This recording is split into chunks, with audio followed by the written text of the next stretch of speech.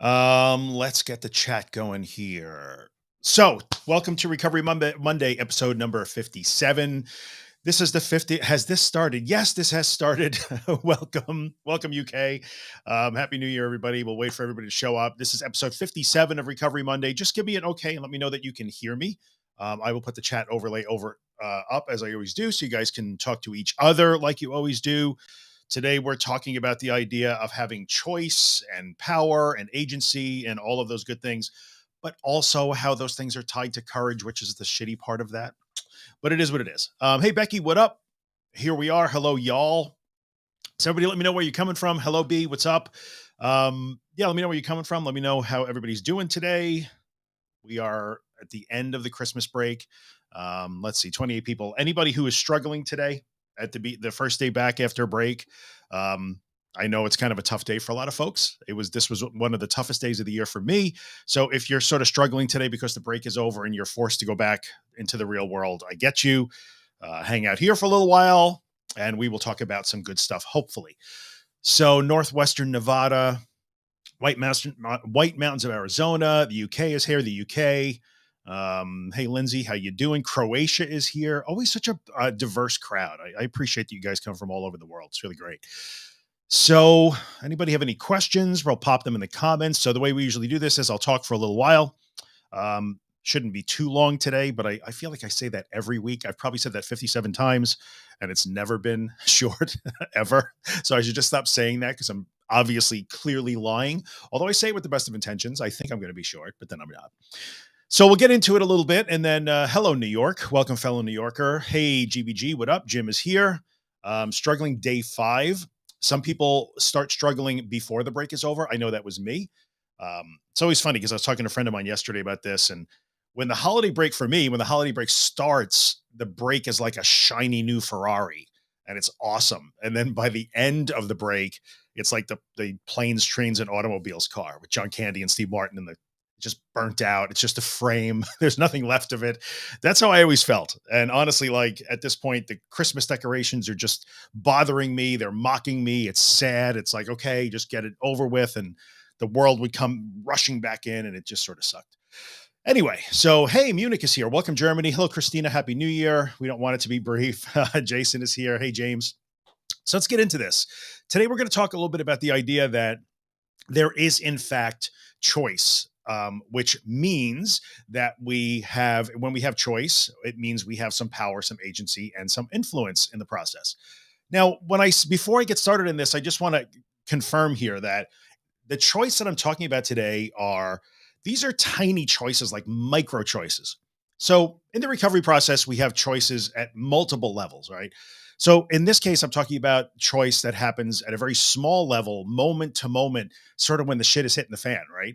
But there are other moments of choice too. There are bigger moments. Do I even want to do this work? Do I want to change my life? So there's choice all over the place, right? But in the hardest moments, we do have choice. There are little micro choices. They are hard choices, but we really have to acknowledge that choice exists. And this is an outgrowth of the idea that people say, when I get in the thick of it, I forget what to do. Or I've been doing really well, and then I forgot how to accept, or I forgot how to surrender. And in those situations, it's always helpful to say, in my view, when you are experiencing that sort of setback thing, or what people will call a setback, and they say, oh, suddenly I've forgotten how to do this. You didn't really forget. You just have decided that resistance is a better idea again. And that's important because does anyone want to get out? Marvel fan. Um, Before we get started, does anyone want to get out? Marvel fan. Oh, I'm curious about that. Is there a new Marvel movie coming out that I'm not aware of? Possibly. Anyway, so it's important to recognize that it doesn't that we don't want to get in the trap of thinking like, well, this thing is completely beyond my control. It's a thing outside of me that comes and gets me. It wipes away my skills. It makes me forget stuff. Well, it makes you feel stuff. It makes you feel really scared. It makes you feel unsure. And it's hard to make good decisions when we are really scared and vulnerable and unsure and like kind of in the thick of it.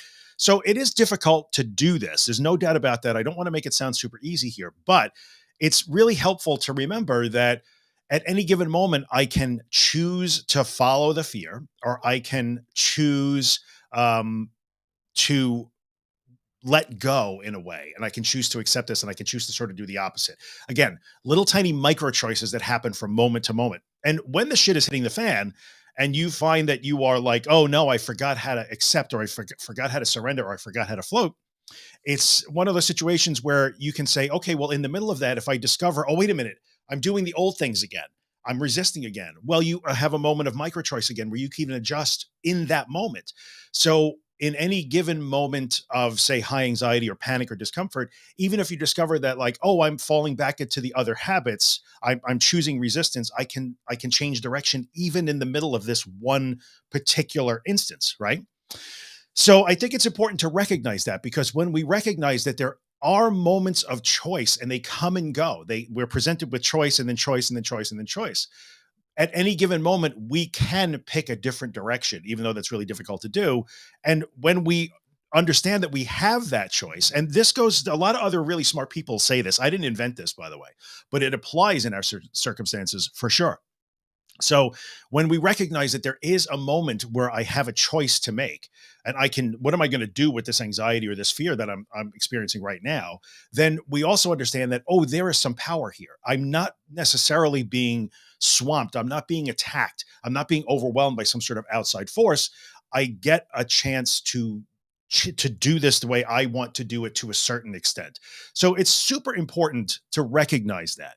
And when people say, well, I forgot what to do, or I've been listening to the podcast, I read your books, Drew, or I follow all the other people that sound like me, and I get it. But then when I'm really afraid, it all goes out the window. And I'm not going to necessarily go along with that it all goes out the window. It's hard to make choices. But in that situation, you're confronted with a moment of choice where you say, what am I going to do with this now? I'm going to fight it to try to protect myself the old way, or I'm going to let go this time and let it come and get me the new way. So at every given moment, when we get into those tight spots, we are confronted with those choices. So if I go back, probably, I don't even know when this was. This is probably now 4 years ago. I don't know, 3, 4 years ago. And I made two really popular podcast episodes, one of which I made while I was sitting in a park. I don't know if you guys are familiar with that. I don't know the episode number that is, but it was a critical moment of decision. So if you go to my website, theanxioustruth.com, and search for critical moment in the search tool, you'll find this podcast episode.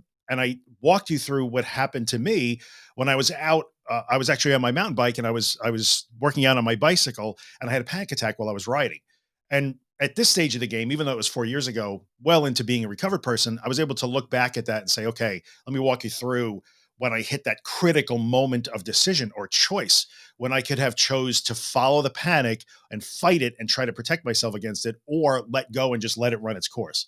And, but I can recognize that moment because I've had a lot of practice at this. And that's what happens. We need to practice, we need to practice, we need to practice. But in the beginning of my recovery, I was really making a huge leap of faith there, that, like, okay, crossing my fingers here, I will let go. I hope this is going to work. So I kind of get that. I kind of get that. So, in that moment of decision, that's where you find your power. That's where you discover that you have agency in this process, not because you have the ability to, like, superhero, just, Hulk smash the panic and it goes away. That's not how this works, unfortunately. In the case of panic, when it's happening, it's happening. It has to just peak and run its course. You can't just stop it dead in its tracks. However, when that experience ends and you've made that different choice, and you've recognized that moment of decision, that moment of choice, and you've made the choice to let go, as crazy as it sounds, when you make the choice to let go, surrender, float through it, accept, I don't care what words you like to use, but if you give up the resistance, amazingly, when it's over, that's when you feel like a superhero. So when it's really the opposite. So if you say, well, everything goes out the window, so I'm going to fight it, I'm going to resist it, it'll end anyway. It'll probably take longer to end. In the end, it's going to end, but you will feel like, oh my God, it happened again. This is the worst. I don't know what's going on. I made it. I can't believe it. Like, I thought I was going to die. When you fully let go in that moment of decision, and you exercise your right to choose and your power in that moment, as crazy as it sounds, even though you're not fighting, at the end, then you feel like you won, which makes no sense whatsoever. If you don't fight, you end the episode feeling like you won a battle. When you do fight, the battle ends anyway, and you feel like you lost the battle. So it makes no sense. It's completely counterintuitive. Those of you who are new to this community watching today are like, what the hell is this guy talking about? Aren't I supposed to learn how to ground myself and stop it and manage it and activate my vagus nerve? Like, no, no, actually, in the end, if we just let it happen, run its course and end, there's no fight in that. There's no resistance in that. There's making a different choice on how you're going to respond, but you end that feeling like you won a war, which again is completely ridiculous. But and the reason why one of the reasons why it's so difficult to first of all acknowledge the choice. I know many of you watching are probably saying, "No, this is automatic. You don't understand. I don't have a choice." But you actually do. If you break this down into tiny little slices of time, we're going to go all physics here a little bit, but the smaller the slice of time, the more you begin to recognize, oh, in this particular moment, I can measure it in a minute, I can measure it in 30 seconds, I can measure it in 20 seconds, I can measure it in a second, I can measure it in a half a second. But in that half second little slice of time, you have a decision to make. And when you choose non resistance and you choose to surrender and not throw punches at it, not put your shield up, that's when you come out feeling like you won, which is kind of weird. But it makes it so hard because that decision happens in tiny little slices of time. It's completely counterintuitive, especially if you're new to this. And this is the third part that I put in here: power, choice, and courage. Excuse me, making that different choice in that moment is a function of courage. This is where it goes off the rails for so many people, and people want to know, but how? But how? What are the steps in that half a second moment of decision? And unfortunately, when we break it down to that 1 second, 2 second, half a second moment of decision, there is no steps. It's just courage. I'm going to let go of the rope now. So I'm pulling on the rope. I'm trying to get my way here. I'm going to let go. In that moment, I'm going to let go. There's no step other than let go and let the chips fall where they may, which is counterintuitive. So it makes it difficult. It doesn't make any sort of sense. It's not what anybody seems to think they should do. Makes it difficult, and it requires courage. You are doing something that seems inherently dangerous and reckless and wrong and fraught with danger. And how can I possibly take a chance on letting go here? I understand all that. But sooner or later, we get to the point where we have to say, I can keep declaring that I forget, or I keep declaring that it goes out the window, or I can recognize the courage part of this equation. And what I'm really probably saying is, I'm not saying you're thinking clearly in those moments. You're not. I get that. But you can't completely just throw your hands in the air and say, I have no control over this. I'm just overwhelmed. I forget everything. Give me steps to not forget. Like, factor in the courage there and instead think of it as, well, I'm missing my opportunity to make a different choice and exercise my power because I'm afraid and I'm acting toward the fear. That's all that is. And that's not a crime. That's a normal human response. That in no way is failure. That's not a crime. It doesn't mean you're doing it wrong. It just means you got to get to that point where you recognize, oh, this is that moment when I have to plug the courage variable into this equation and decide if I'm going to use it or not. That's all. So I know I make it sound simple and easy, and it's not. It's complicated because some of the things in those critical moments of decision, there are so many things that you are factoring in. Even though you're not consciously thinking very clearly and you feel like you can't make good decisions in that moment, you are making decisions based on survival. And amazingly, the fear center in your brain has the ability to factor in all the bad past experiences. That it will do. That it seems to be really good at doing. Like, I'm going to go run through all of the nightmare scenarios and make a decision based on that. Like, oh, hey, thanks. That you can do, brain. But if you if you want to rely on all the times that nothing happened to you and you were safe, even if your fear is maybe based on past experiences, that your brain wants no part of. So it's really ridiculous. Like, I keep saying that at some point maybe this part of our brain, the human brain, will change and evolve. Who knows? I understand why it's like that, but it makes it sometimes really annoying. And I'm not going to lie. I mean, I believe that in it just really sucks. Like, we're fighting against a little bit of bad design. So the survival mechanism, the amygdala, will factor in will plug in all kinds of catastrophe variables and do a lot of math on those, but it will completely ignore all the success variables and the reality variables. That, nope, can't, I forget it, all goes out the window. But mm, so you're really brute forcing your way past that knee jerk reaction that says fight, save myself. So in a way, in those moments of decision, you're really kind of I always say we don't push through. I didn't really think about that. This is never pushing through, it's letting go, but you're actually, there's a barrier. What's the best way for me to say this? So here's letting go, here's you. There's a barrier between that, and you have to push through that barrier. When you push through the barrier to letting go, then you let go, and then there's no more pushing. Then there's just floating and just let whatever happens, happens. Then there's surfing. So hopefully, shed a little light on this, maybe give you something to think about, maybe understand that, like, oh, I guess maybe I do have some say in this. Because in the end, anybody who has come down the road and is a little further down the road to recovery and seems to have built the ability to relate to this in a different way. And we see people like in the chat right now. Bethany is here. Jason is here. Grease Belly Garage. I know there's people here that are further down the road to recovery, and almost every one of them will, without exception, say, well, at one point I thought that it was out of my control also.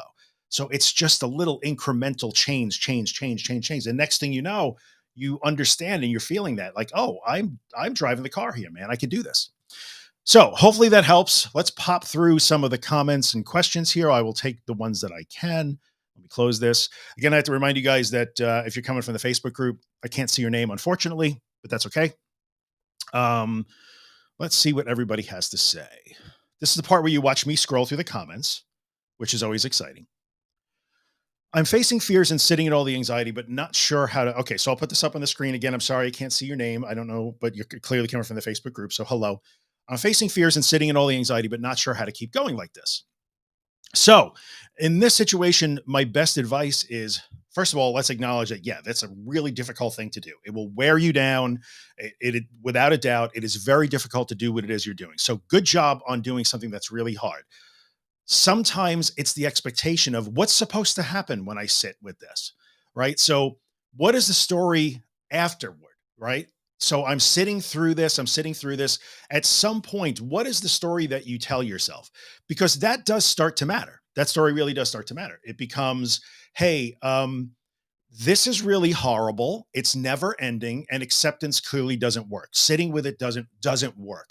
I'm not saying that's what you're asserting here, but that's the most common train of thought that leads to this. I don't know how much longer I can do this, as opposed to, oh, look, I'm doing it. I'm actually doing the thing, and no harm is coming of me, except I feel really uncomfortable right now. But I'm sitting with it now instead of running from it. So what else can I do while I sit with it? What can I do with my life while I'm feeling this way? So it's really kind of important to really take the feedback loop matters a lot.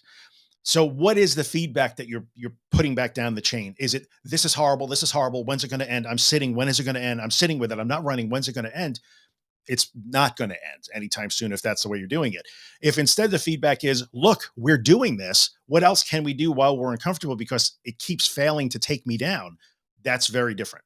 Okay, that's very different. So that's the best advice I can give you on that without knowing specifically what's going on. Let's see here. Let's put Yvonne. Hello, Yvonne. Happy New Year to you too. Did that get cut off?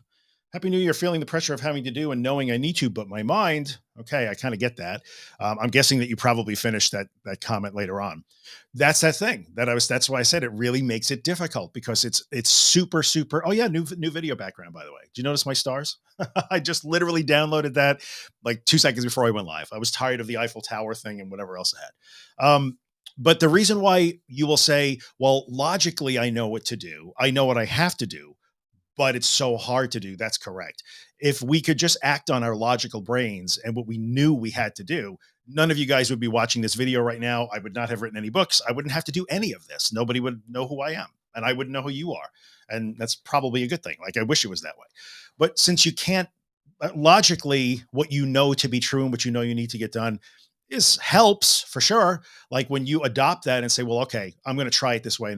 I know what to do. You're still going against the grain in terms of the lower part of your brain, the part that's supposed to keep you alive. So recognize that when you're saying that I know what I'm supposed to do, but my mind wants no part of that. That's normal. You and everybody else. You're in the same boat that everybody else is because you're human.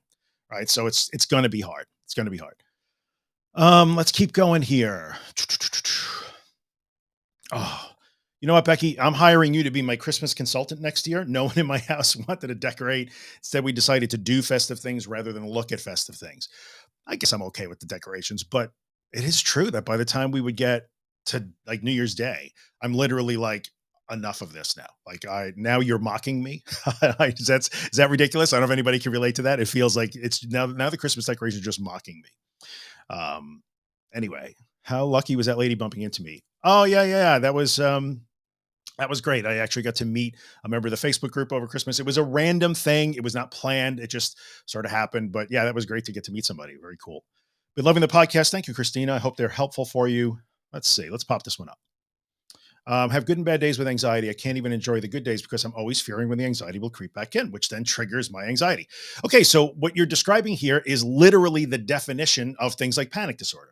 So, panic disorder is when you are afraid of the next panic attack. So, the anxiety itself drives the anxiety. So, what you're describing is exactly what everything I write about and talk about is aimed directly at. So, the good news here is that you're not describing anything strange or out of the ordinary, or you're not describing a special obstacle or a special kind of stuck. It's exactly what creates the position that you're in and what keeps you in a position that you're in. So remember that the thing that you are afraid of is not, it's the anxiety itself generates the next bout with anxiety. So that's normal. Recognize that. Like, oh, I'm looking for the next one here. Okay, I might do that automatically, but what else can I do while I am doing this, while I am scanning, while I'm trying to protect myself? I have to be able to live my life also, which is a gross simplification, but that's what we're talking about here. Instead of just sitting passively and wringing your hands and shaking over like, when's it going to, oh no, now I'm triggered again. Okay. I'm worried about how I feel. I'm afraid of how I feel. I'm afraid of my own body and thoughts. What can I do while I'm afraid to show my brain that it doesn't have to keep doing this? So you're describing incredibly almost textbook situation. Let's see here. My husband and I needed to see a doctor over the long weekend. Glad it's over. Me too. No fun. Hope you guys are okay, Carol. Let's see. Captain America Winter Soldier. I don't think I've ever seen that one. Hmm. Okay, let's see here. Hey, Robbie, what does Robbie have to say? This year, it's taking so much away from me. I feel like more. Okay, this is good. So let's put Robbie's comment up. Hey, Robbie. This past year, it's taking so much away from me. I can feel me being more angry with it. That's not a bad thing, in my view. I'm certain maybe this is how I changed the relationship with it. I am of the mindset that says that getting angry at it, not angry at you, we have to be really careful here. And it brings up a good point. When we talk about this stuff, I almost want to separate like when I'm talking to your anxiety and when I'm talking to you. And the same thing for yourself. When am I talking to my anxiety? When am I talking to myself as a person? So being angry at it can be really productive and can actually be motivating and can inform different actions and change of direction. I remember getting to that point where it's like, I'm done. I'm not doing this anymore. This is an unacceptable way to live. So before I did the critical moment of decision episode of my podcast, I did one either before or right after that where I talked about that, like getting to the point where it's just like, you're going to have to just kill me then because I'm not doing this anymore.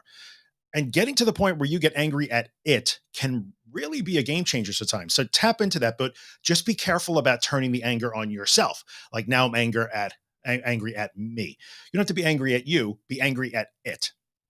Now, I always say, like, we oversimplify things. Like, your anxiety is not sentient. It's not a separate person. It's part of you, but sometimes it helps to separate that out. I'm just angry at this disorder now. I'm not angry at me. Like, oh, because I hear this, I get angry. I hear people beat themselves up.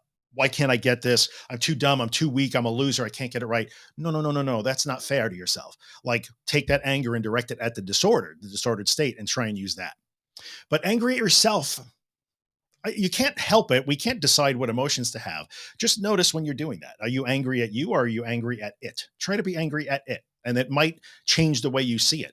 Because when you get really angry at it, it seems like a little bit less of a monster, if that helps. Good question, Robbie, or good comment. I've noticed the power of my thoughts since journaling, and now it's about 80% recovery. I'm letting go. This is good. Again, sorry, I can't see your name. The power of my thoughts since journaling. And I'd say now that I'm about 80% recovered, I'm letting go every day now, and it's resulting in fewer symptoms. I wish I knew who this was.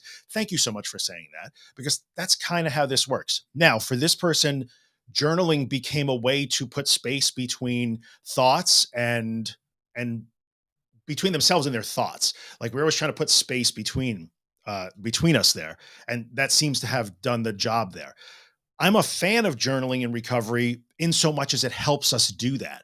So instead of journaling like, oh my God, it was terrible, another day, when is this going to end? I felt dizzy. I was nauseous. I thought I was going to die. My legs were shaking. Nobody knows. That's in my opinion, that's not a productive journal. Now, everybody needs a place to vent, so that's fine, but that can't be the only way you write about this. I am a huge fan of calling it out in your journal, right? So today I felt all the things that I'm afraid of, and I didn't try to save myself, and they didn't kill me again. Day 32 of not dying, day 74 of not going crazy. Like, call out the irrationality in your journal, use it to let reality be your guide so that when you get into tricky spots, you can go back to the journal and look and say, oh, look at that. I used to think this all the time. I used to think I was going to go crazy all the time. I used to think I would never get better. And I feel like I'm getting better. So look at all these wrong thoughts. Look at all these inaccurate thoughts. Look at all these wrong predictions. Look at all the times that my heartbeat and my breathing didn't mean anything. Really good. That was a great comment. Thank you so much. I appreciate you sharing. Um, so what time is it? Okay, we're good on time. I think it's hard to understand that this is a repetitive thing. It's not finished. Never have to use it. This is good. Let's put this up. It's a big comment. I almost have to look over it, but I think it's hard to truly understand that this is a repetitive thing. It's ongoing. It's not finished. Never have to do this again. Please listen to Bethany when she says this, because that is 100% true. Like, these are things that you will return to again and again and again. I joke about this all the time. I don't know a person more recovered than me walking this planet. I'm proud of that. But there are times that I do have to return to recovery principles. So if I get super anxious for whatever reason, or, I wrote, I don't know, a few weeks ago, I had a problem with vertigo, and it did kind of tip me into a panic zone that I haven't been in a long time. I still use these tools all the time. And then I also use them outside of anxious situations, just as life tools, and they're really worthwhile. So don't think of this as something that, like, oh, I can't wait for my recovery to end and I'm never going to have to do this ever again.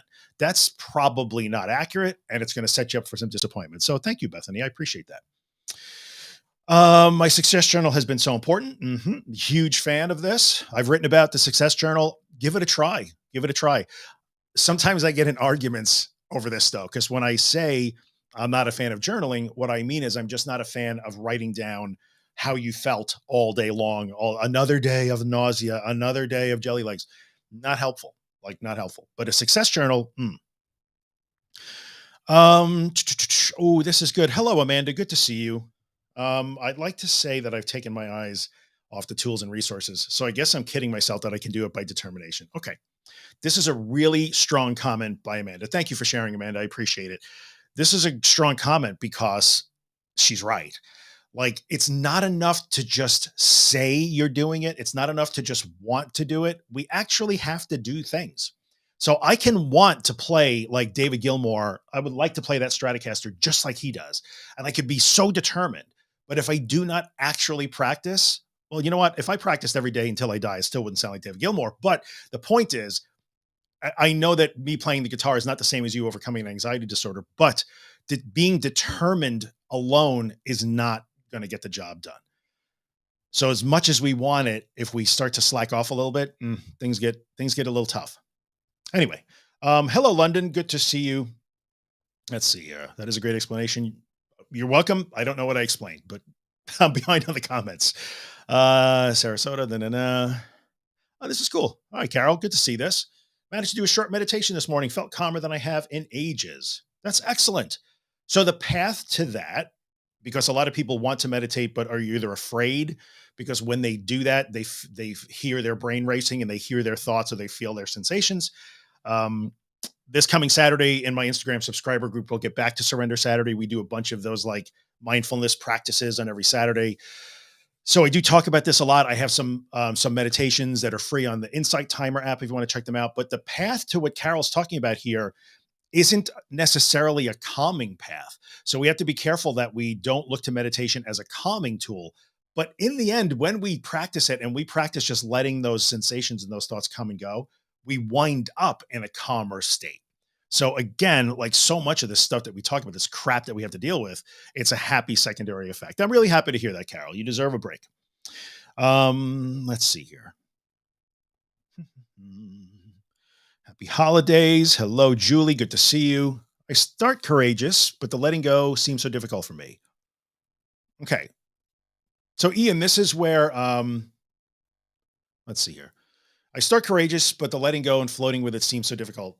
Dude, it's difficult for everybody, man. Don't beat yourself up. This is not easy for anybody. It wasn't easy for me. I know that sometimes when I write about it and I'm so far removed from it, it sounds like I just ran this over, like I just decided to accept and surrender. But it was hard for me too. It's hard for everybody for all those reasons. It's counterintuitive, requires a leap of faith, it requires courage, all of those things. So I get it. And at some point, I think it's okay. Just don't get into the trap of beating yourself up. I don't know why I can't let go. Everybody has to reach a point where they're ready to let go. Everybody has to get to that point. And you can't just be at that point if you're not at that point. Um, so think about that a little bit. Let's see here. Courage seems to get beat up. So this is one of those things that people talk about all the time. Now, driving anxiety, that was my jam, 100%. And I am of the I have the mindset that says, listen, you get to choose whatever you want to do. Pull over and panic if you have to. If that feels safer, that's totally, totally fine. But I am always going to push back on the argument that says, but you don't understand, driving is special because that really is dangerous. But when people say that to me, I always will say, okay, well, think of the last time that you were in a driving situation where you felt like you were losing control because this fear was at such a high level. What did you do? And 9 times out of 10, they will either say, well, I had to stop driving. Okay. And what happened? Well, then I got myself home. Okay. How did you get yourself home? Because it hit a peak and it came down to the point where you can navigate the car safely. Perfectly acceptable way to end that, except the part where you felt like you had to go home. Or the other thing that they say is, well, I went home right away. Okay. Well, how did you get home? Oh, so fast. I couldn't get home fast enough. So your assertion is that you will lose control of the car, but you were always in control enough to drive home like a Formula One driver. That you could do. How is that possible? Or you had the presence of mind to say, I don't feel competent behind the wheel. Let me pull over, and then felt competent enough to drive, but to home or wherever your safe place is. So the driving thing, I'm always going to push back on, because if I had continued to say, "Mm, nope, Long Island Expressway, no way. Midtown Tunnel, can't drive in the Midtown Tunnel because what if I have a panic attack in the Midtown Tunnel?" I would I would still be where I was. So we have to challenge some of that belief. And at a practical level, you did one of two things that was safe, and you made safe, good choices. Because I will tell you that almost does not count. So I never liked it. The word almost should be like stricken from our vocabulary as a group. Well, I almost passed out. How do you know you almost? You can't almost pass out. You either did or you didn't. And what did you do to stop yourself from passing out? Well, I pulled over. Well, okay, but how did that make you not pass out? I don't understand. Or I took a glass of, I was drinking my water. I took my mints. I called my wife. How did that stop you from passing out? Like, is your phone magic and it can somehow stop that physiological process? So it's so important that we attack those irrational choices. But everybody also has a right to make whatever choice they want. If you feel that driving is just too dangerous, then you don't have to. That's okay. I saw a woman from the UK. I don't remember her name.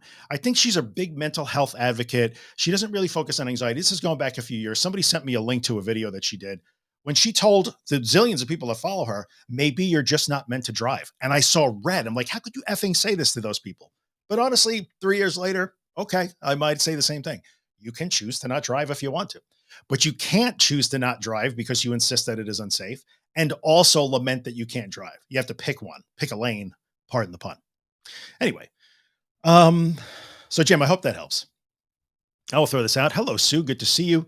What is my thought on EMDR in addition to exposure therapy? So EMDR is the therapy du jour, right? Right now, it is a very popular therapy, and everybody. And so, okay, let me be professional about this and not ruffle any feathers. EMDR is specifically indicated in the case of trauma resolution. Like, that seems to be where most of the research is headed with the use of EMDR. EMDR is used as a way to help you sort of re-experience and go through those sort of flashback things while staying in the present and not re-experiencing like as time travel. I'm super oversimplifying it, right? But there is also a fair amount of research that says, okay, well, EMDR seems to be pretty effective in that situation. It helps people get through those painful memories. Cool. If that helps, I'm a big fan. But EMDR is not a treatment for for an anxiety disorder. It's simply not. It was not designed to be that. There's no empirical evidence that says it is for that. It does not appear to be effective for that, but it doesn't stop the mental health community from latching on to the popular concept and trying to shoehorn it into every possible thing. So I do not believe that EMDR has a place as a treatment for anxiety disorders like panic disorder or OCD.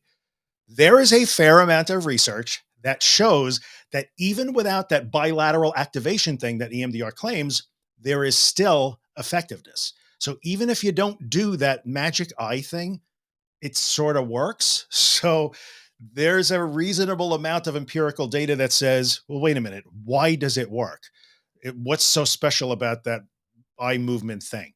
Because that bilateral stimulation, which is supposed to be the secret sauce, even if you take that away, there's really good success in using like whatever you might call them grounding or staying present techniques when re-experiencing those painful memories. So I know one therapist that I work with all the time and I respect, she calls it sprinkles. And I'm not sure that I disagree with that. So, um, but again, if you're dealing with trauma resolution or you're working through some painful stuff and EMDR helps you get through that painful stuff, oh, huge fan, huge fan. So, um, I do not agree with that. I respect Dr. Kieran, but I do not think that EMDR is a gold standard when treating health. I don't understand how that would work.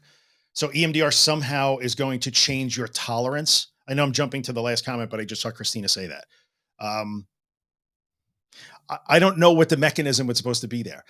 My conceptualization of health anxiety is an intolerance of risk. Plain and simple, like you refuse to tolerate anything that isn't 0% risk. So I'm not sure how EMDR changes that in some way. Now, I understand if there are some experiences in your past that are holding you back in some ways, it could be a tool in the toolkit, but I would disagree that EMDR has somehow become the gold standard in treating health anxiety. In fact, she's the only person I've ever heard of that has said that. Again, full respect to Dr. Kieran and her credentials, but we are allowed to disagree. She would disagree with me, I'm quite sure. So if somebody said Drew from the Anxious Truth doesn't believe you, she would, I'm sure, say that I'm wrong, and that's okay. Um, let's keep going here. How are we doing here? Okay, we'll do another 5 minutes or so. Hopefully, get to the end. Not sure what to do when anxiety makes me feel like I can't work, but I need to work to survive right now. Well, okay. So this is a pretty big deal. Not sure what to do when anxiety makes it feel. The key words is makes it feel like. So I'm not telling you that you can go from homebound. I don't know who you are. I'm sorry, but I don't know your specific situation. But I don't know if you've been trapped in your home for whatever, however long amount of time, and you want to go back to work. I get that. You're not going to go from homebound to back to work in a day. So it doesn't work that way. So there is a systematic process here for sure.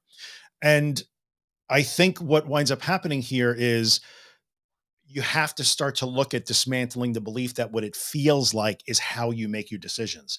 If you make all your decisions based on what anxiety feels like, then you get stuck, you get dug into the hole, and then you stay there. So this process on the whole is based on discovering through experience that what it feels like isn't a thing to base everything on, because what it feels like is invariably always wrong. I'm not saying it doesn't feel that way. It totally feels that way.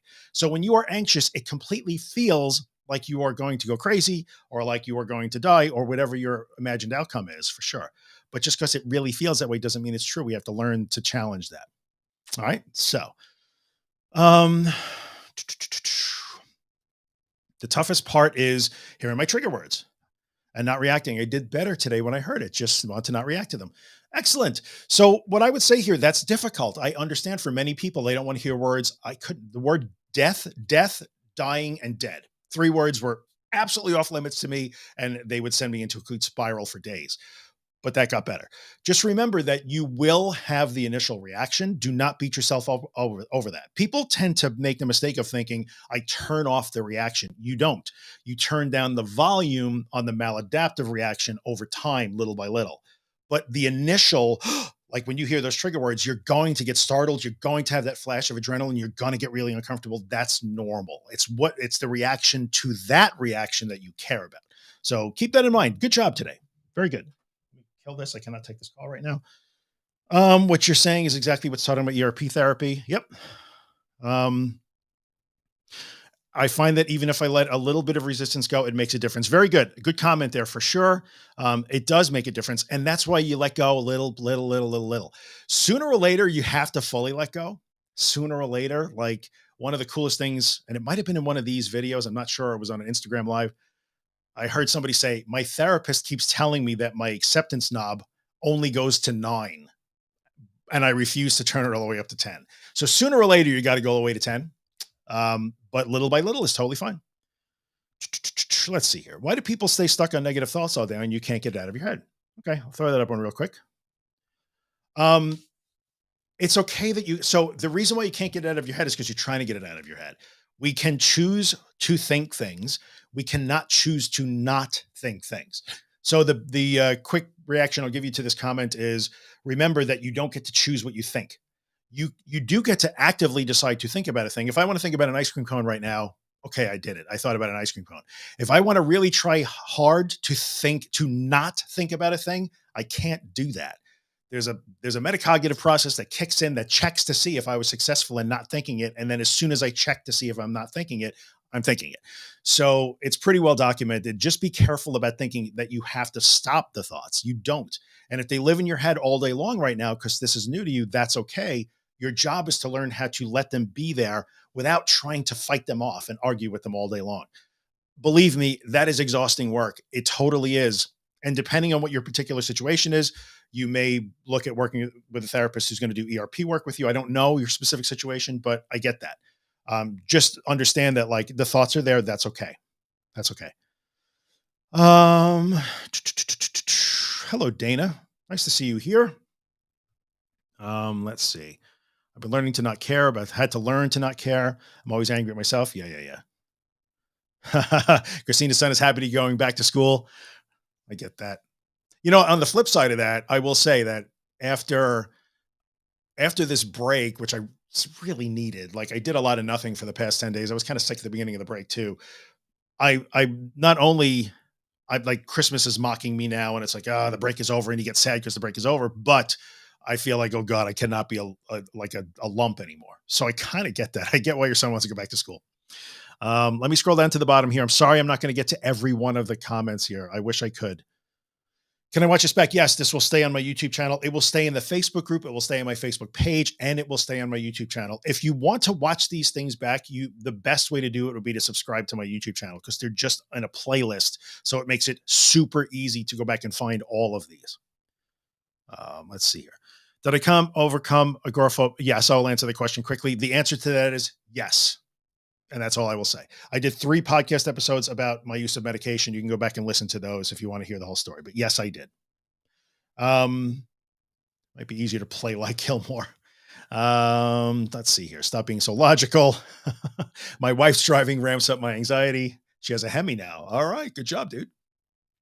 Let's see here.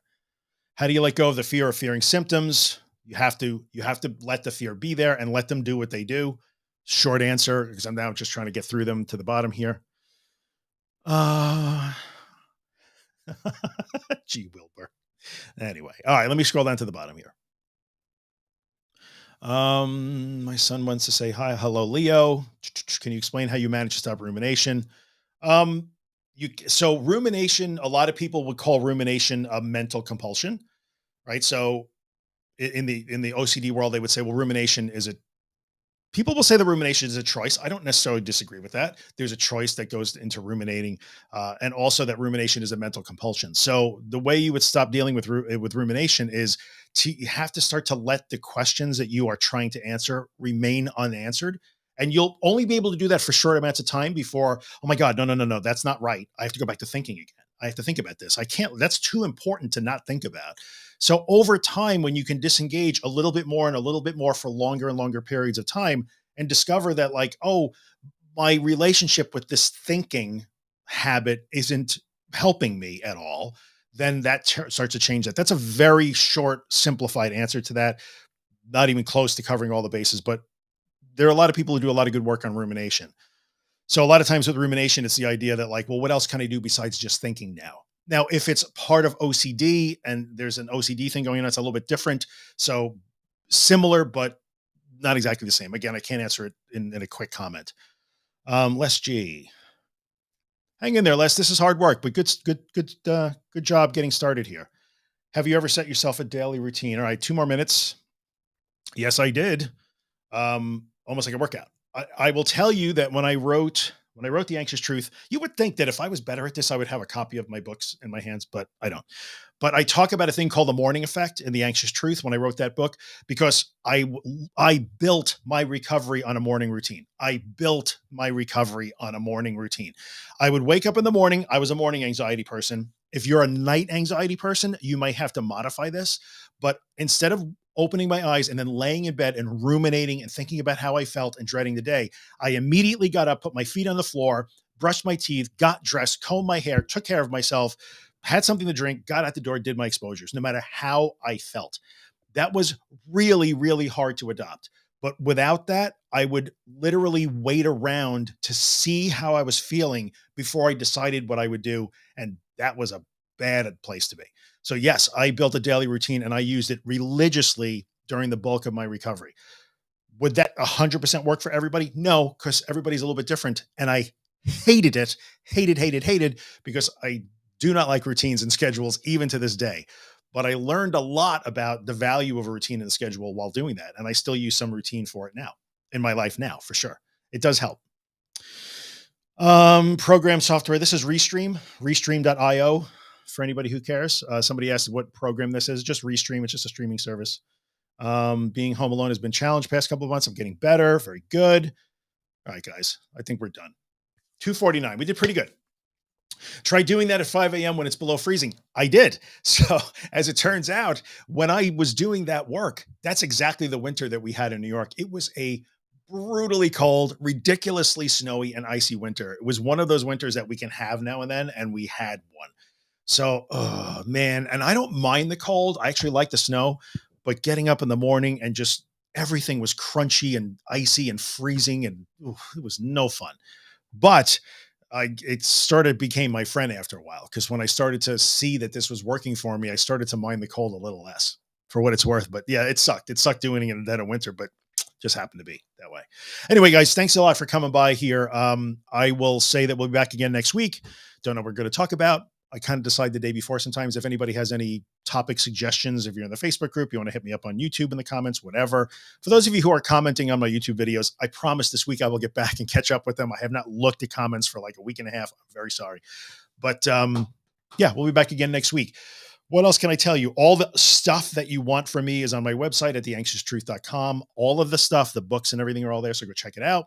For those of you who are interested in learning more about the art of distress tolerance, which is in fact a big part of this equation, Joanna Hardis and I do a webinar on that every month. I don't know when the January one is, usually in the middle of the month. I think we're doing an evening one again, so that anybody who needs evening hours in the US can see it. You can check that out. That's on my website too. And that's it. We'll be back next week. Thanks, guys. Appreciate it.